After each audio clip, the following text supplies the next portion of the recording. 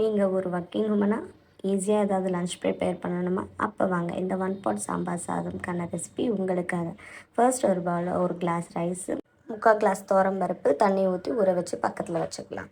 தேவையான காய்கறிகளும் கட் பண்ணி பக்கத்தில் வச்சுக்கலாம். கேஸ் ஆன் பண்ணிவிட்டு குக்கரை வச்சுட்டு எண்ணெயை சேர்த்துக்கிட்டு கடுகு, சீரகம், கொஞ்சம் வெந்தயம் போட்டுக்கிட்டு கடுகு பொரிஞ்சு வந்ததும் பச்சை மிளகாய், கருவேப்பிலை, வெங்காயமும் போட்டுக்கிட்டு கூடவே மஞ்சள் தூள், வெங்காயம் வதங்குற அளவுக்கு உப்பு சேர்த்து வதக்கி எடுத்துக்கலாம். வெங்காயம் வதங்கி வந்ததும் கட் பண்ணி வச்சுருக்கிற காய்கறியை சேர்த்துக்கிட்டு அது கூடவே தேவையான அளவுக்கு உப்பு, 2 டேபிள் ஸ்பூன் மிளகாத்தூள், 2 டேபிள் ஸ்பூன் சாம்பார் தூள் போட்டு நல்லா வதக்கி எடுத்துக்கலாம்.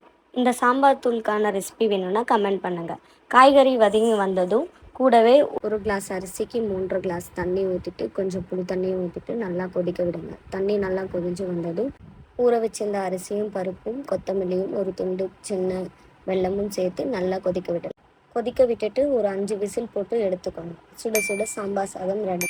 ட்ரை பண்ணிவிட்டு எப்படி இருக்குன்னு சொல்லுங்கள்.